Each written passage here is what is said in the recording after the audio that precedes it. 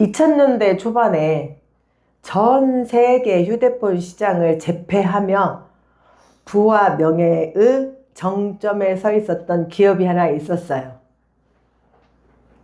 바로 노키아입니다. 우리 신세대들은 잘 모르고 9세대는 너무나 유명한 노키아. 이들은 당시 하드웨어 성능 중심의 성공에 우쭐하여서 소프트웨어 생태계 중심의 스마트폰 패러다임의 변화를 늦게 인지를 했어요. 그래서 적절한 운영체제 전환의 바람이 불어오는데도 우리가 최고라고 자만하고 변화를 거부했어요. 심지어 2007년에 아이폰이 등장하는 당시에도 초기 사양만 보고 스마트폰의 위협을 과소평가하며 골든타임을 놓쳐버렸어요. 그리고 그 결과 단 몇 년 만에 시장에서 비참하게 밀려났고 결국 모바일 사업을 매각하는 처지에 이르게 되었죠. 반면에 전통 방식을 고수하던 우리가 너무 잘 아는 월트 디즈니 컴퍼니에서 컴퓨터 그래픽이라는 새로운 기술을 도입했던 존 레스터라는 인물이 있었어요. 그러나 당시 임원들은 그를 전통 애니메이션의 본질도 모른 채 컴퓨터 기계에만 매달려서 회사 재정을 낭비하는 골칫덩어리로 여겼어요. 결국 그는 쓸데없는 짓을 하는 무능하고 반항적인 존재로 낙인 찍혀서 비참하게 해고를 당했어요.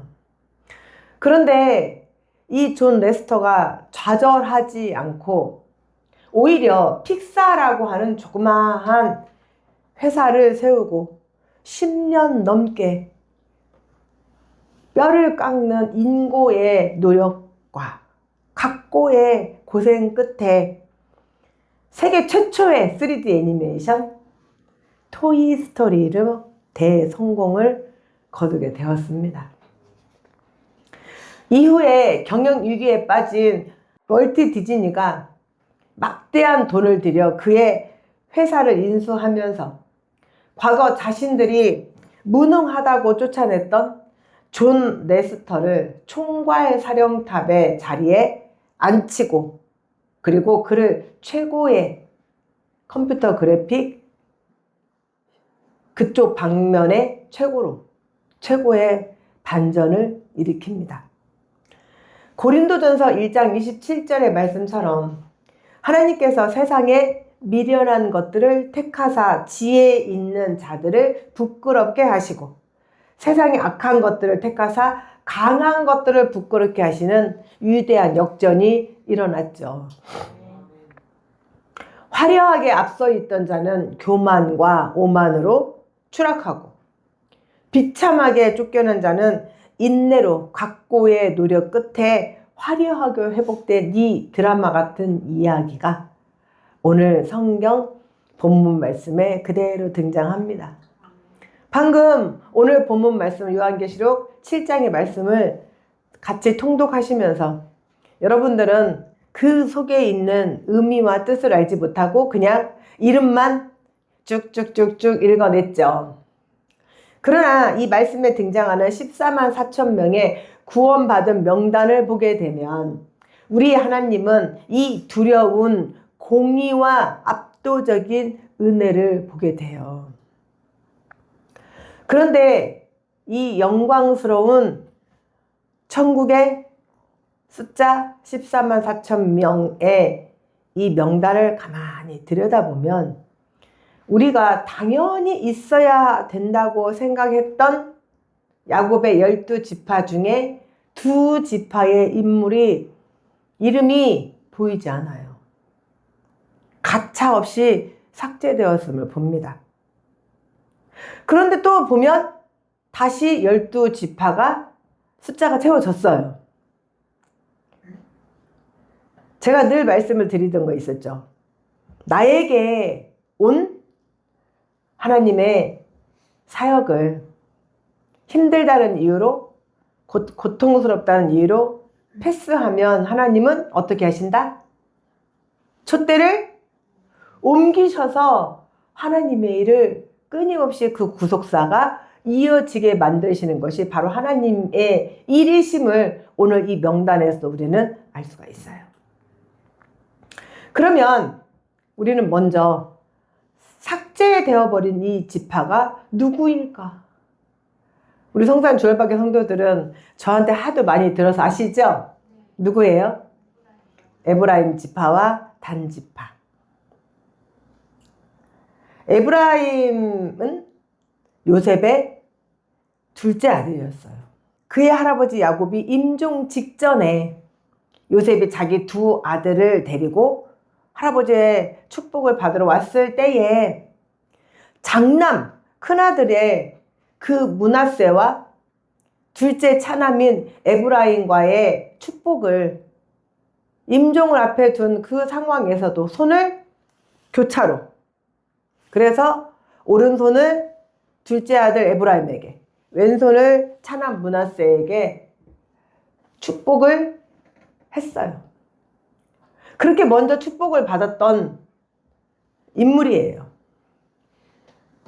정말로 그 할아버지 야곱의 축복처럼 형 므낫세보다 거대한 축복을 받고 훗날 북이스라엘의 실질적인 장자권과 중심 무대를 통째로 부여받았던 엄청난 약속의 자손이 될지요. 또 이 에브라임 자손에서, 에브라임 지파에서 누가 나와요? 오직 성경과 말씀으로 주야로 묵상하며 가나안 땅의 정복의 1등 공신이었던 여호수아가 바로 이 에브라임 지파였죠. 또 하나님께서, 우리는 이미 이스라엘의 왕조사를 배웠어요. 그때에 솔로몬의 죄악으로 인해서 이제 나라가 북이스라엘과 남유다로 나누어지게 되지요. 그때에 북이스라엘 10지파를 통째로 받았던 지파가 바로 이 에브라임 지파예요. 북이스라엘 초대 왕이 누구였죠? 첫 번째 왕? 여로보암이죠. 이 여로보암 왕이 바로 에브라임 지파예요. 그래서 하나님은 그냥 이 북이스라엘 부를 때에 에브라임아 하고 불러버리실 만큼 에브라임은 축복의 대명사이자 은혜의 상징이었어요. 그런데 이 에브라임 지파가 이 엄청난 은혜를 자기 발로 짓밟아 버렸어요. 먼저 받은 축복이 도리어 독이 되어서 영적 우월감에 도취되었고, 그리고 남들보다 앞서 있다는 교만함, 자만심, 그리고 편의주의가 이들을 망쳐버렸어요. 그래서 호세아 13장 6절 말씀에 그들이 기르는 대로 배가 불렀고 배가 부르니 그들의 마음이 교만하여 이로 말미암아 나를 잊었느니라. 또 신명기 말씀에도 너희가 가나안 땅에 들어가서 등 따뜻하고 배부르면 나를 잊을걸?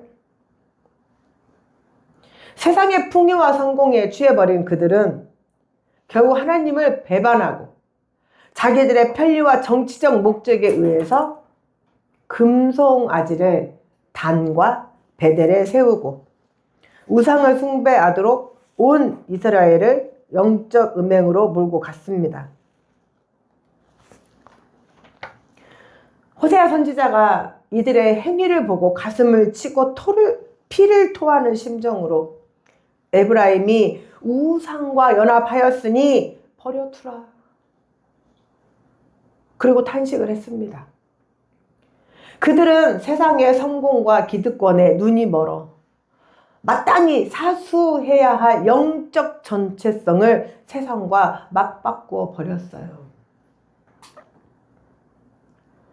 할아버지 야곱에게 받았던 그 유대한 축복의 이름은 온데간데 없이 사라지고 결국 오늘 우리가 본문 말씀에 읽었던 요한계시록 마지막 구원의 명단에서 이름이 영원히 삭제되는 가장 비참하고 두려운 종말을 맞이하게 되었죠. 사랑하는 성도 여러분, 그래서 고린도전서 10장 12절 말씀에 이렇게 말씀을 하시죠. 선줄로 생각하는 자는 넘어질까 조심하라. 영적 교만도 있어요. 내가 한 번도 빠지지 않고 예배 나왔는데, 나는 열심히 기도하는데, 그리고 영적으로 교만해져요. 그리고 타인을 정죄하고. 정말 쉽게 빠지는 게 영적 교만이에요. 그래서 우리는 타인을 볼 것 없고 하나님 앞에, 하나님 불꽃 같은 눈에만 보이면 됩니다. 아멘. 과거에 받은 은혜, 직분의 자리가 내 영혼을 구원해 주지 않아요. 내 의가 나를 구원해 주지 않아요. 오늘 내가 세상의 성공과 풍요에 취해서 하나님보다 더 사랑하는 금송아지를 마음속에 세워두고 있지 않은지 우리 자신을 깊이 돌아보아야 합니다. 주일날은 교회 오는 날이죠. 일주일에 한 번 정말 어쩔 수 없는 경우를 제외하고는 당연히 주일날은 교회 와야 돼요. 그런데 나의 상황과 나의 사정에 의해서 별일 없으면 교회 가고 별일 있으면 교회 못 오고 남 탓할 것도 없어요. 아무리 성경 읽고 기도하고 그럼 무슨 소용이 있습니까? 하나님을 사랑하는 마음이 없는데. 또 단지파 역시 영광의 명단에서 과감히 제외되었죠. 단지파는 본래 하나님께서 여호수아를 통해 가나안 땅을 분배하실 때에 주신 이유가 있어요. 단지파는 의외로 숫자가 참 많고 또 강하고 용맹스러운 지파였어요. 그래서 우리가 사사기를 읽어보면 계속 누가 공격을 해요? 블레셋. 끊임없이 블레셋. 바로 그 강력한 숙적인 블레셋과 정면으로 맞부딪히는 서쪽 최전방에 배치를 하셨던 거예요. 그래서 단지파 땅이, 자, 이스라엘 지도. 여기가 바로 단지파 땅이잖아요. 그럼 블레셋 여기 있고, 여기 단지파 땅. 마치 우리로 말하면 휴전선. 휴전선에 나약한 군대가 들어가 있어야 돼요. 강력한 군대들가 들어가야 돼요. 그런데 이 자리, 물론 산지밖에 없어요. 척박해요. 힘들어요. 그러나 하나님께서 최전방에 방패 마귀로 세우시고 블레셋의 칼바람을 온몸으로 막아내고 이스라엘의 심장, 그 예루살렘을, 유다를 지켜내라는 영적 방패의 사명 때문이었어요.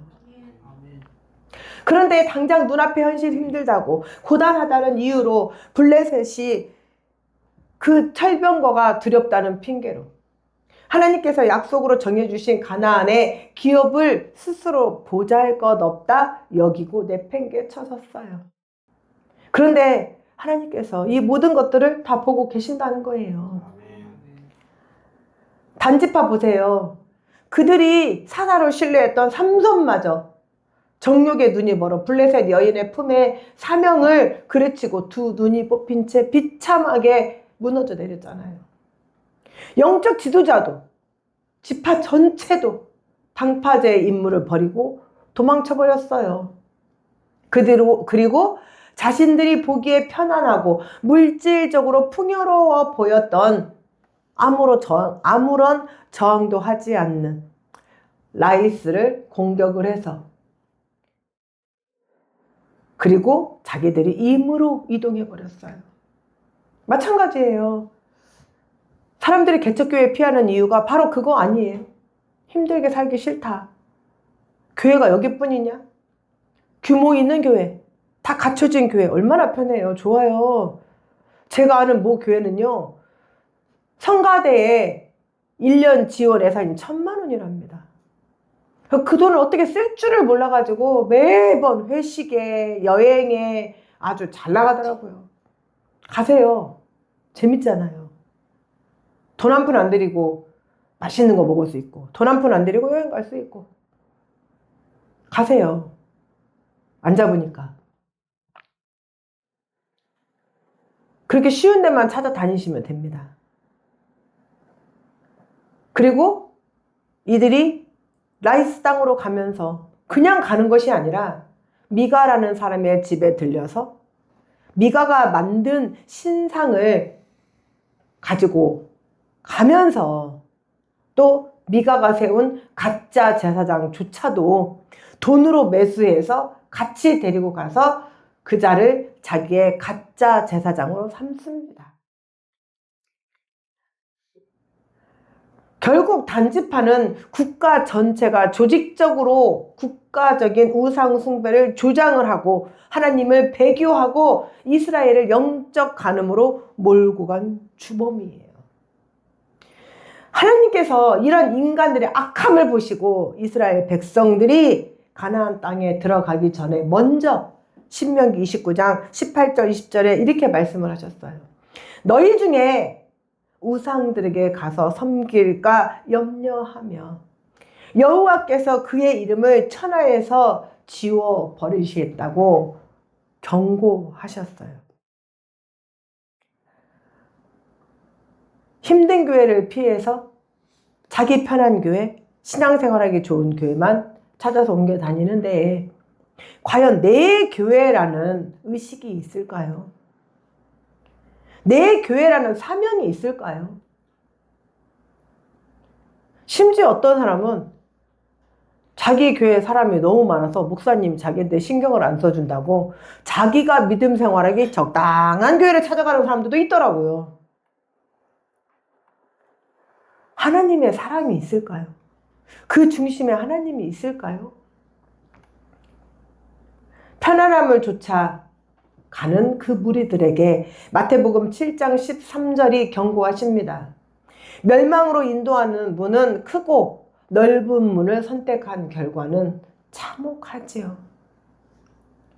사명을 버리고 도망친 방파제의 결말은 이스라엘 전체를 블레셋의 압제에 노출시키는 영적 배신이었고 사사기 시대 그 타락의 뿌리가 1400여 년의 세월을 지나서 요한계시록에 이르러 영광스러운 천국 명단에 영원히 이 단지파는 사라지게 되는 통째로 이름이 지워지는 참혹한 심판으로 드러납니다. 사랑하는 성도 여러분, 위대한 결과를 내기 위해서 세상에 쉬운 자리 없습니다. 지금 하나님께서 여러분에게 맡겨주신 그 자리, 그 사명의 자리가 척박하고 힘들다고 해서 팽개치고 달아내려고 한다면, 그리고 눈앞에 물질적 유익과 몸의 편안함을 쫓아 세상과 타협하며 살아가는 인생은 결국 구원의 대열에서 이탈하게 되지요. 그러나 우리 하나님은 인애의 하나님, 사랑의 하나님이시기에 오늘 이 지파의 이름을 통해서 절망과 심판만을 말하지 않으신다는 것. 에브라임과 단지파가 교만과 타협으로 지어진 바로 그 자리에 과거의 그 처참한 저주와 실패를 뚫고 오직 하나님의 보혈과 주님의 능력으로 당당하게 구원의 반열에 다시 복귀한 지파들이 있습니다. 아버지 야곱으로부터는 저주를 받았지만 놀랍게 정말 뼈를 깎는 각고의 노력과 그 고통을 다 이겨내므로 이제 위대한 구원의 반열에 오른 바로 레위와 시므온 지파입니다. 시므온은 야곱의 둘째 아들이고 레위는 야곱의 셋째 아들이죠.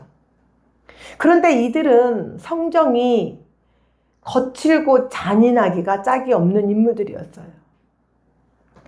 자기 누이 디나가 세겜 족장에게 추행을 당했다고, 그리고 하나님의 거룩한 언약의 징표인 할례를 사기극의 도구로 삼았죠. 자기 동생을 성폭행한 자에게 주겠다는 조건으로 먼저 할례를 하게끔 만들어 놓고, 그리고 할례의 통증으로 누워있던 세겜 땅의 모든 남자를 칼로 쳐서 잔인하게 학살을 하고 그 성의 말들의 힘줄을 다 끊어버리고 노략질했던 잔인한 죄인들이었어요. 그들의 무자비함 때문에 아버지 야곱은 임종 직전에 그 노여움이 혹독하니 저주를 받을 것이요 분기가 맹렬하니 저주를 받을 것이라고 저주를 했습니다. 그리고 내가 그들을 야곱 중에서 나누며 이스라엘 중에서 흩으리로다. 그 참혹한 저주 속에 역사 속에서 저주받아 사라질 마땅한 인생들이었죠. 하지만 여기서 인간의 상상을 초월하는 위대한 반전이 일어납니다. 모세가 이제 하나님으로부터 율법을 받으러 시내산에 올라가서 40일 동안 안 내려옵니다. 그런데 이스라엘 백성들은 그 잠깐의 기간을 참지 못하고 이제 금송아지를 세우고 이것이 우리의 하나님이라고 숭배하며 타락을 했죠.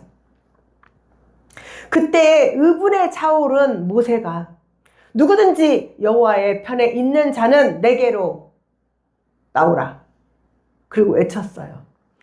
그때에 온 이스라엘의 지파들 중에 레위 지파가 박차고 자리를 일어나 가장 먼저 칼을 차고 모세 뒤로 섭니다. 그리고 우상에게 절하며 즐거워하였던 자기의 혈육과 친족과 이웃들을 과감하게 쳐내며 죄를 끊어내는 통렬한 결단을 보이죠. 이처럼 레위 지파는 자신들의 허물과 죄악을 뼈저리게 뉘우치며 통회하는 회개를 통해서 하나님 편으로 돌아섭니다.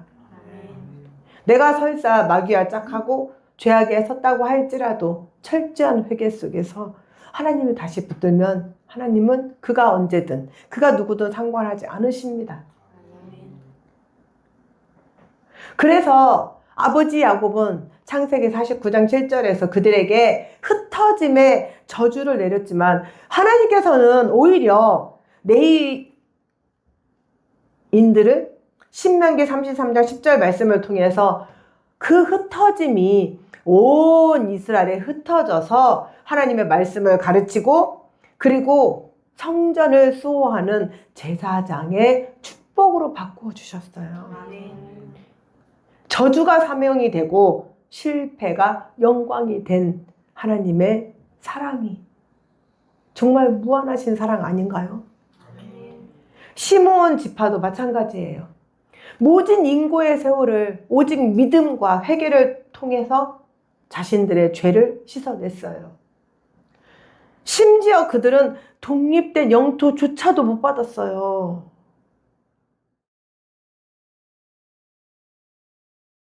유다 지파 땅이 넓다고 유다 지파의 한 복판에 얹혀 살았어요.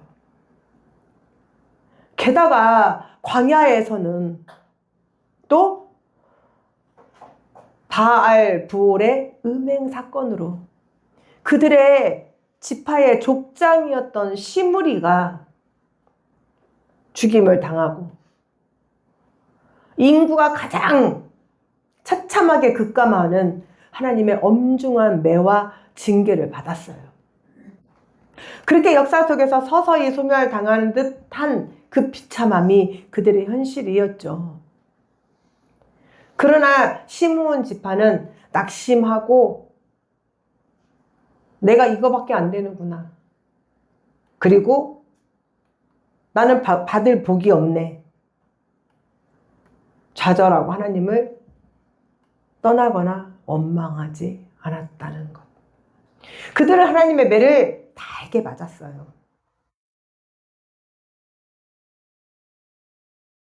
그리고 이들은 그 징계를 받아냈어요. 그렇게 역사 속에서 서서히 사라져가는 듯 했던 이들이 오히려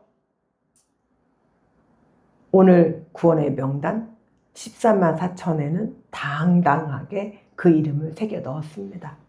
아멘. 여기에 더해서 우리는 또 하나의 지파를 볼 수 있죠. 바로 르우벤 지파죠.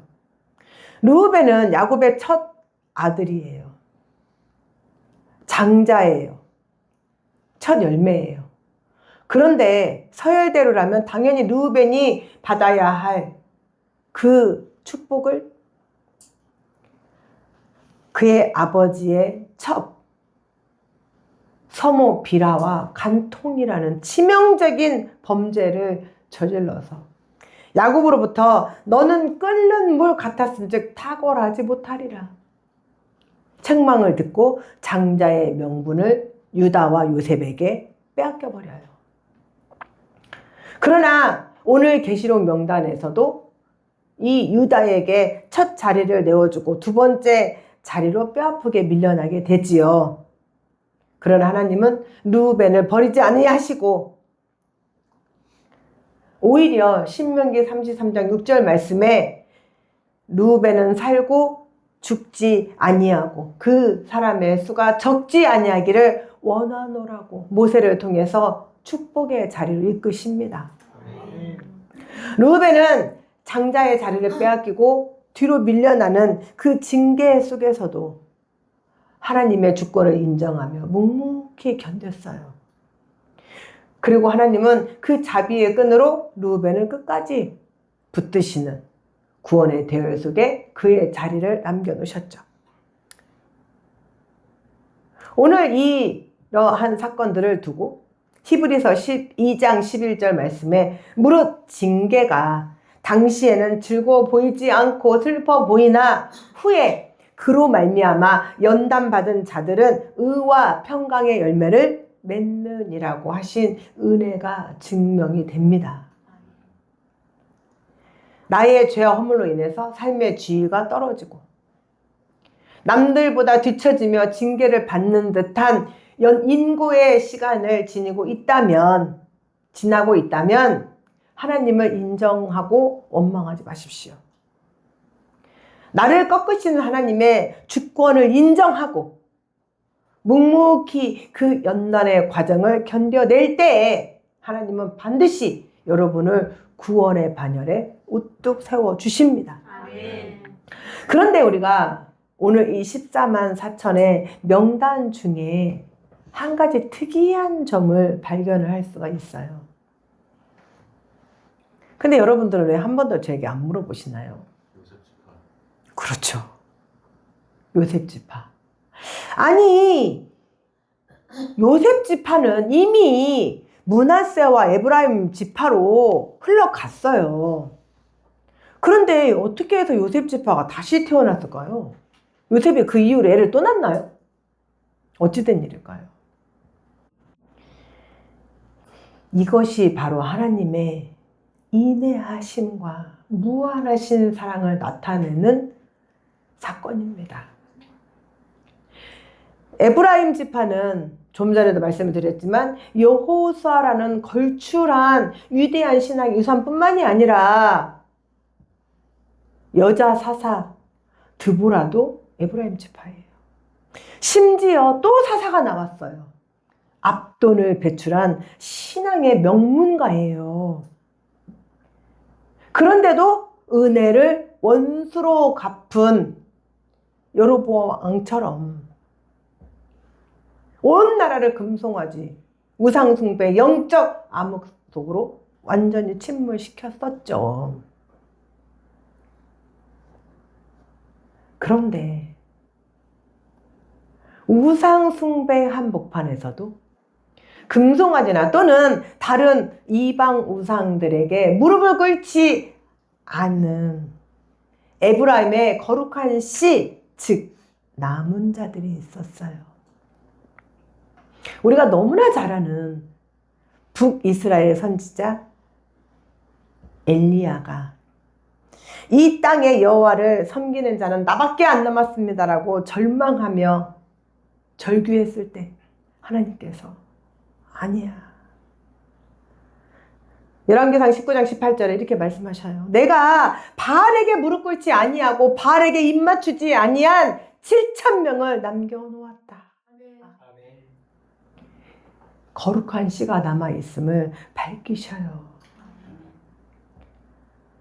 과거 민수기 16장에서 모세에게 반역했던 그 고라 자손 보세요. 고라와 합력하지 않고 하나님의 의를 따라 모세에게 섰던 고라의 아들들은 죽지 아니하였다고 성경 말씀에 기록이 되어 있어요. 그리고 무려 300년 후에 그 고라의 아들들, 그 고라 자손으로부터 그 위대한 선지자이자 제사장이자 마지막 사사였던 사무엘이 나옵니다. 그리고 400년 후에는 시편을 통하여서 성전의 찬송을 맡기십니다. 에브라임의 우상 숭배에 동조하지 않았던 그 남은 자들을 위해 부끄러운 에브라임이라는 이름을 생명책에서 지워버리는 대신 하나님 앞에 신실했던 조상 요셉 지파라는 거대한 은혜의 이름 아래 다시 묶어서 하나님의 보좌 앞에 세워주신 것입니다. 사랑하는 성산 주일반교 성도 여러분, 우리가 목숨 걸고 붙잡아야 할 단 하나의 영적 진실은 세상의 화려한 조건이 아니에요. 우리는 저 천국 보좌 앞 14만 4천 명의 영광스러운 구원의 명단에 내 이름이 반드시 들어가야 한다는 사실이에요. 오늘날 우리에게 금송아지 우상이 무엇일까요?